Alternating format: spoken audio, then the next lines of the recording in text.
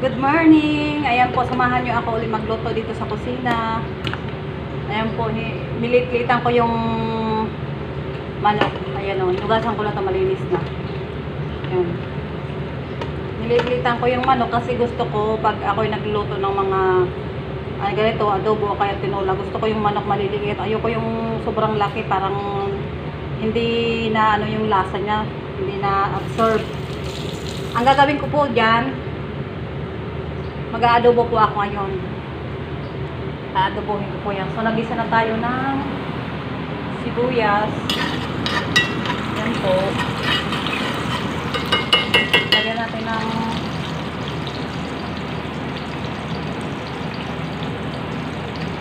garlic. Yan. Yan po.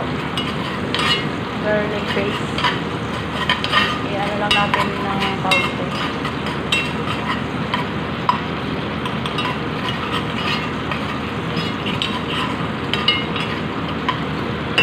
Ayan, garlic lang.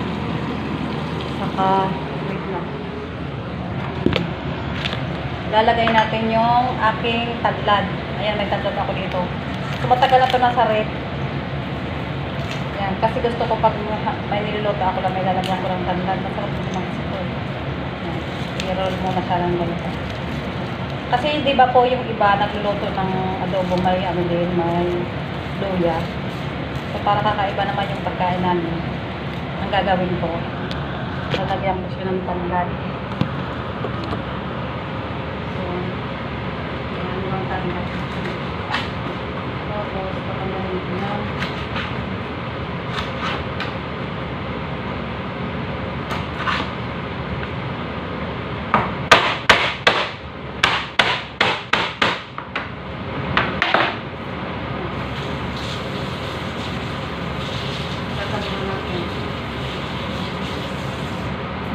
Tapos lalagay ko tong aking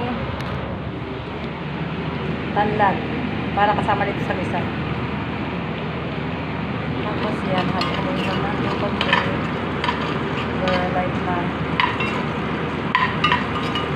Para yung aroma niya.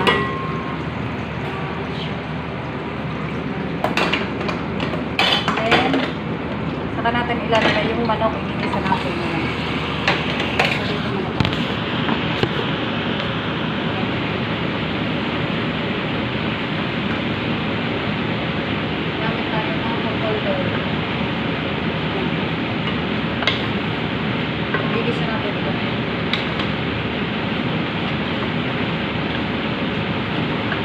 Para siya mag-absorb at saka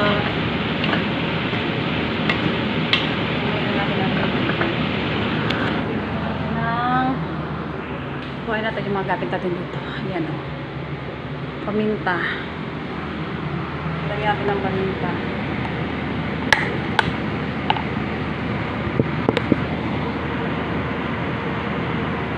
Masarap kasi mapaminta. Idurog ko eh.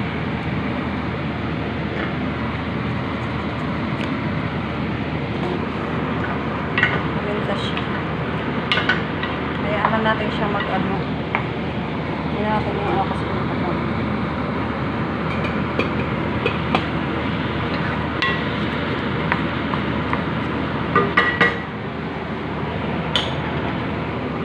Tatakpan mo natin siya para ito yung paste ko, tomato paste. Yan ang ginamit ko. Tatakpan mo natin siya para mag-ano yung tanglad. Ayan.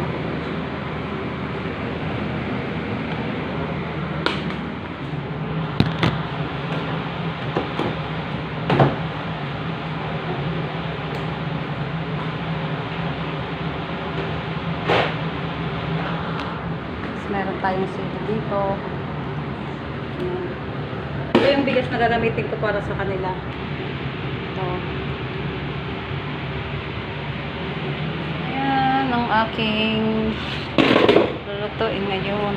Linis muna tayo dito. Akala talaga pag ako'y nagluluto. Yung ano, malinis. Mamaya ako nagugasan yan. Yan. Tignan naman natin yung ano. Yan, nagano na siya. Oh. Kulog na siya. Papakuluin pa siya ng papakuluin.